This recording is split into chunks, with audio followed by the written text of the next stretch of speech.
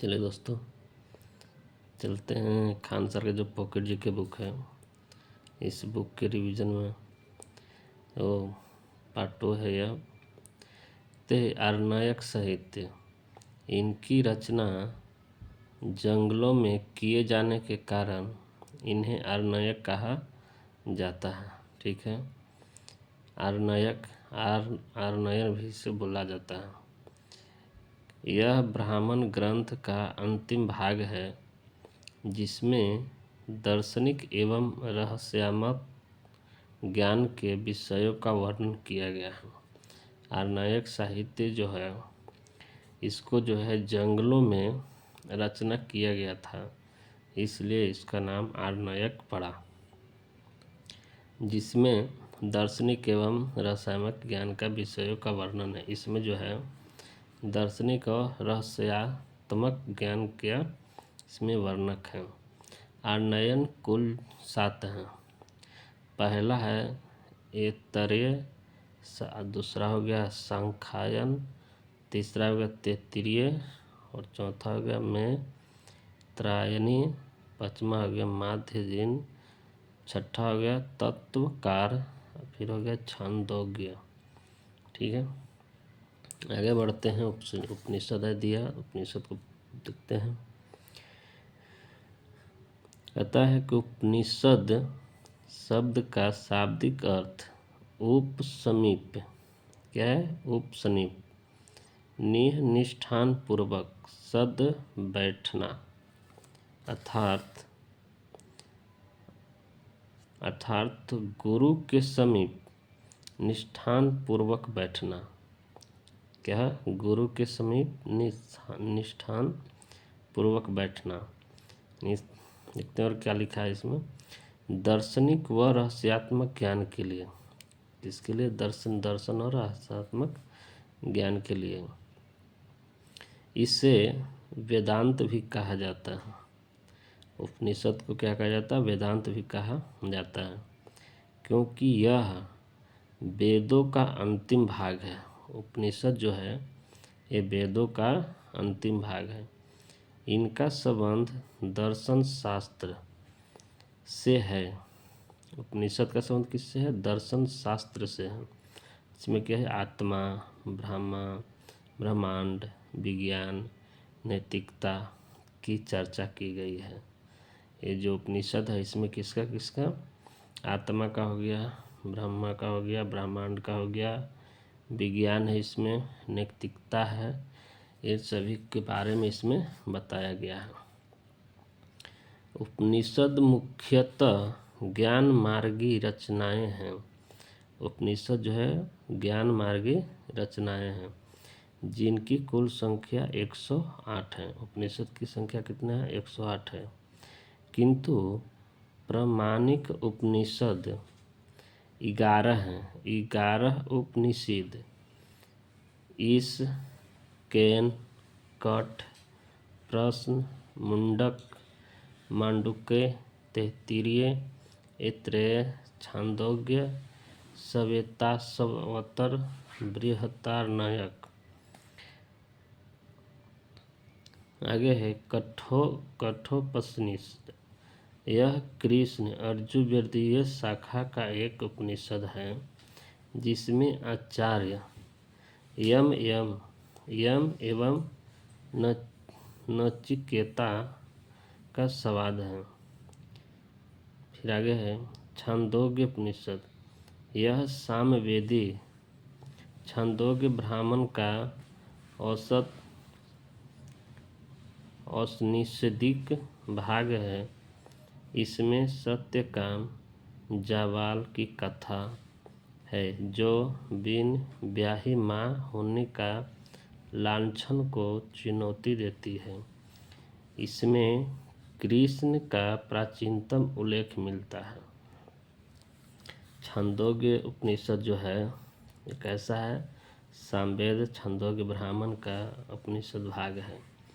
इसमें सत्यकाम जाबाल की कथा है, जिसमें बताया गया है कि ब्याही माँ होने का लांछन को चुनौती देती है। ठीक है,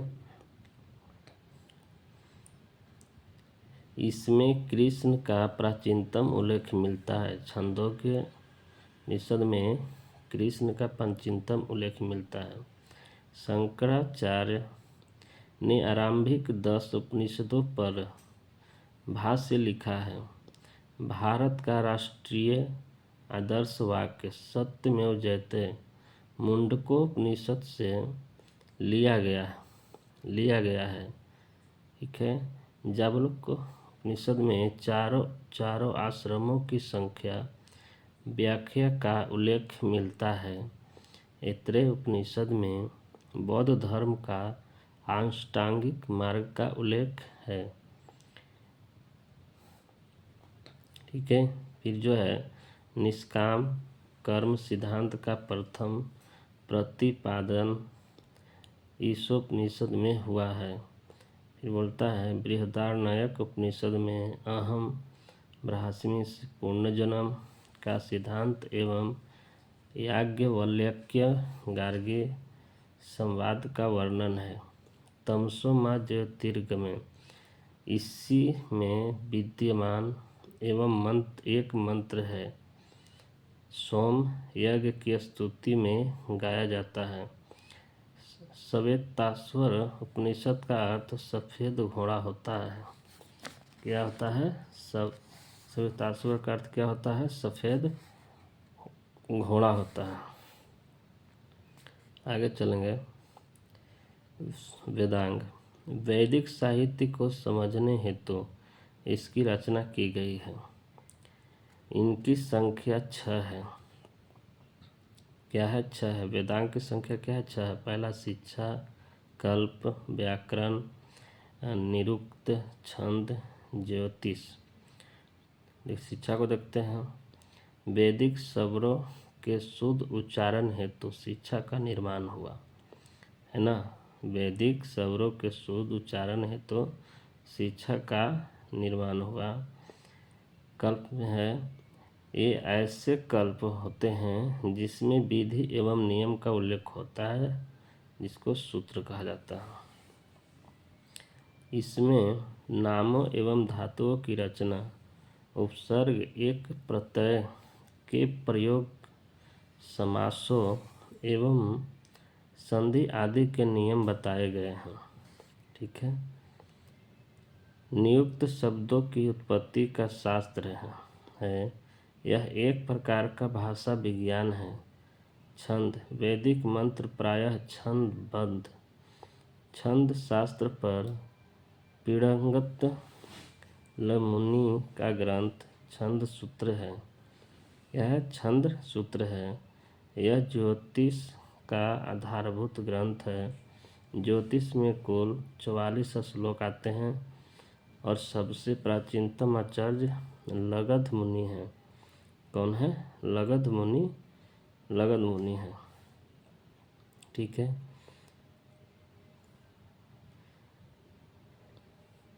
सूत्र वैदिक साहित्य को अक्षुण्ण बनाए रखने हेतु सूत्र साहित्य का प्रणयन किया। ऐसे सूत्र जिसमें विधि व नियमों का प्रतिपादन किया जाता है कल्प सूत्र कहलाता है। जिसमें नियमों का और विधि का पालन किया जाता है ना, कल्प सूत्र कहलाते हैं। जिसके 3 भाग हैं। स्रोत श्रुत यज्ञ संबंधी नियम इसमें है। गृहश्रुत लौकिक व पारलौकिक कर्तव्यों का विवेचन इसमें है। और धर्म सूत्र धार्मिक, सामाजिक व राजनीतिक कर्तव्यों का विवेचन है। प्रमुख सूत्रों में गौतम, वेदायन, अपस्तम्भ, वशिष्ठ आदि। गौतम धर्म सूत्र सबसे प्राचीन है। पुराण का शाब्दिक अर्थ है प्राचीन आख्यान है। यह पुराणों की संख्या 18 है। पुराणों की रचना लोमहर्ष व उग्रश्रवा ने की। 5वीं से 4वीं शताब्दी ईसा पूर्व में पुराण ग्रंथ अस्तित्व में आए थे। अमरकोश में पुराणों के 5 विषय बताए गए हैं। ठीक है। आगे है सर्ग, प्रतिसर्ग, वंश मनोवर्तर एवं वंशानुचरित्र। बोलता है मार्कंडेय ब्रह्मा वायु विष्णु भागवत और मत्स्य सबसे प्राचीन पुराण है। तो वायु पुराण, शुंग वंश, गुप्त वंश, विष्णु पुराण, मौर्य वंश और मत्स्य पुराण आंध्र सातवाहन से संबंधित है। सामाजिक एवं संस्कृति दृष्टि से अग्नि पुराण का महत्व है, जिसमें राजतंत्र के साथ है ना सामाजिक एवं सांस्कृतिक के अग्नि प्रमुख महत्व है, जिसमें राजतंत्र के साथ कृषि संबंधी विवरण है। सर्वप्रथम पार्जिस्टर ने पुराणों के ऐतिहासिक महत्व को पढ़ा। पुराण संबंधित वंश मत्स्य एवं सातवाहन वंश, विष्णु मौर्य वंश, वायुगुप्त वंश, वेद उपनिषद पुराण एवं धर्म सूत्र संस्कृति भाषा में लिखे गए। वैदिक भजनों या मंत्रों के संग्रह को साहित्य कहा जाता है। महासूत्र, भगवत गीता एवं उपनिषद को प्रस्थाई कहा गया। कालिका पुराण हिंदू धर्म की देवी उन्मुख शाक्त संघ से संबंधित है। शाक्य संघ से संबंधित है। आगे चलते हैं। बोलता है मनुष्य स्मृति, इसकी संकलन 200 ईसा पूर्व से 200 ईसा पूर्व के मध्य हुआ। इसमें समाज व्यवस्था का वर्णन है। इसके आरंभिक लेखक मनु प्रथम विधि निर्माता यानी प्राचीन राजा व समाज वर्ण व्यवस्था का प्रतिपादक माना जाता है। इससे शुंग व सातवाहन की जानकारी प्राप्त होती है। इसका अंग्रेजी अनुवाद विलियम जोन्स ने किया। जर्मन दार्शनिक नीत्शे ने कहा बाइबल को जला दो, मनुस्मृति को अपनाओ। टीकाकरण भारुची मेघातिथि और गोविंदराज कुल्लुक भट्ट है न यज्ञवल्ल्य। टीकाकरण विश्वरूप विज्ञानेश्वर अपराक नारद स्मृति, इसमें दसों की मुक्ति का उल्लेख है। कात्यायन इसमें आर्थिक गतिविधियों का उल्लेख है। ओके दोस्तों, अगर वीडियो अच्छा है तो कृपया सब्सक्राइब करें और दूसरों लोगों के पास भेजें ताकि उनको भी हेल्प हो सके और हेल्प मिले।